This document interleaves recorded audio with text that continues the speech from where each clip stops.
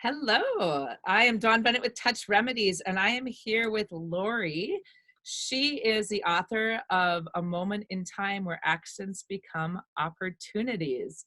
Lori was inspired to write this book as a marathon runner after she broke her leg 100 feet from the finish line, and her family came to help her across, and how it's changed her life since then. So welcome, Lori. Thank you, Dawn. It's so good to be here. It's nice to have you here. So today we're going to be talking about your experience on physical contact and touch during this whole time of quarantine, before, during, and after. So tell me, how has it been for you?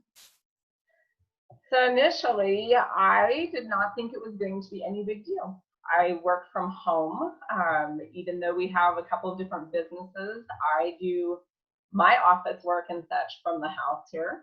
And I thought, I'm pretty isolated as it is. I'm, used to working by myself and not interacting with a lot of people. And I really didn't think it was going to be a big deal for me. Mm-hmm. But I didn't realize that in a lot of my, like the running and the training and such that I marathons and my different races and such, how much I like to be around people, because I don't think of myself as a social person. I'm not the first one to, hey, let's go out tonight, or hey, let's, have people over, or hey, Mm-hmm.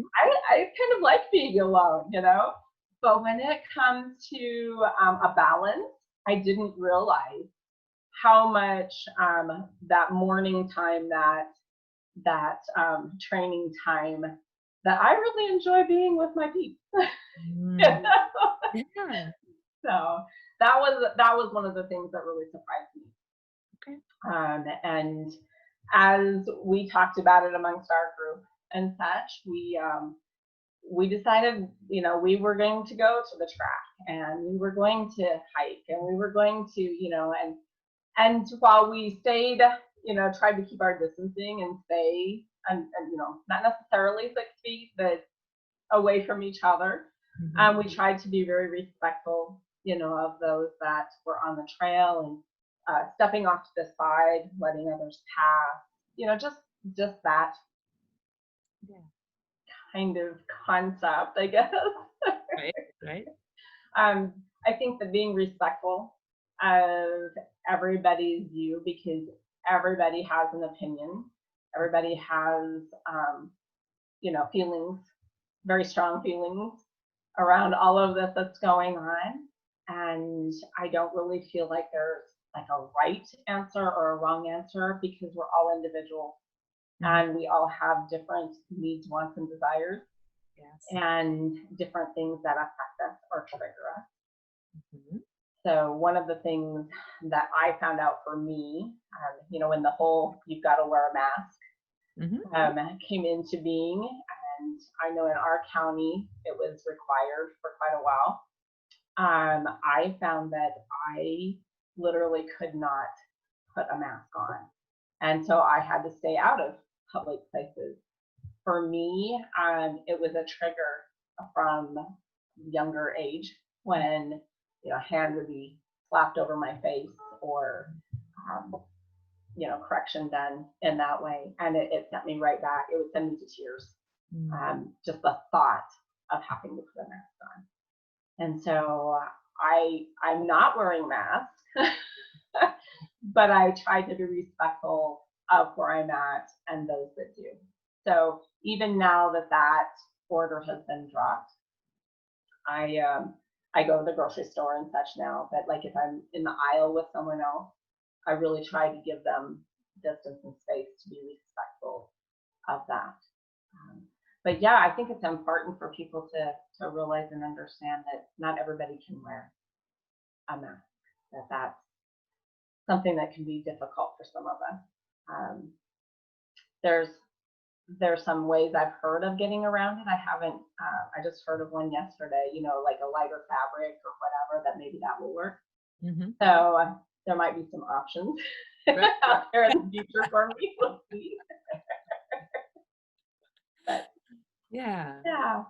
So it sounds like you're pretty comfortable interacting with people for your own, like your own level of interaction. How about with physical contact? Have you been starting to touch people now, or having any hugs, any handshakes now that we're integrating our societies a little bit more?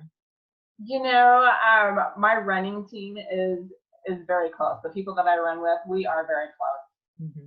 And so even while we would distance on the track or distance on the trail, when we saw each other, it was, at first we were kind of hesitant, like, how does everybody feel about this? Elbow bump and at one point it was just like somebody said, "Oh, can I please have a hug?" And I was like, "Oh, please, yes."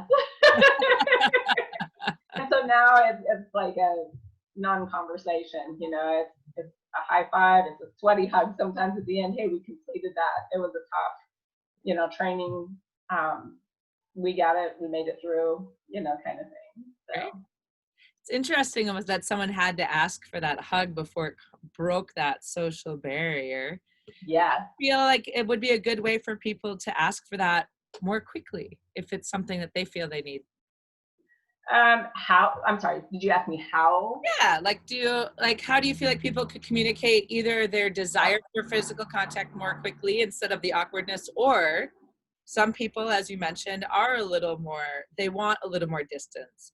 So how Right. do you feel a good way to communicate that to you would be as well, of like, hey, I'm keeping my distance, or So in others that I've come in contact with, I do a lot through our church and such. And so we work with a lot of older people. And so I've had to be very careful and say, is it okay if I come and do a front porch visit? Or would you prefer over Zoom? Or would you prefer a phone call or a text message? Or would you prefer no contact at all? So usually I'm the one asking them. I think for people in general, I think that so much of the time we're afraid to ask whatever that question is, whether it's about touch or something else.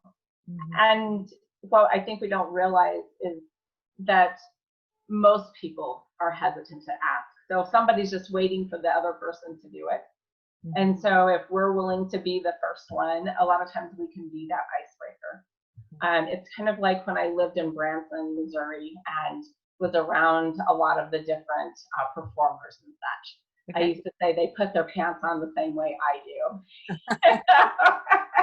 We're all the same, we have a tendency to put people up on a pedestal or, you know, Mhm.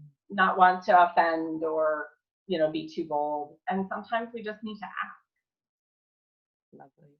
Lovely. Well, thank you so much for joining me today. Did you want to say anything else about how people can find your book, how they can find you? All of those. You can go to magnificentmoments.life is my website. You can get the book there, or the book is on Amazon.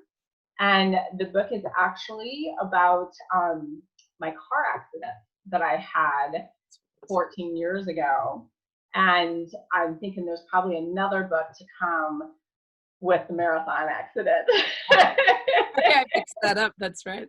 No worries. No worries. I just didn't want them to think they were getting one about the marathon because that one's not written yet. Right. Because I think that's where our conversation has been recently. Right. Yeah. Yeah. Yeah. So, Well, great. no. Thank you so much for having me. It's been a Thank pleasure to you, be with you. Lori. Likewise. Have a good afternoon. You as well. Bye bye.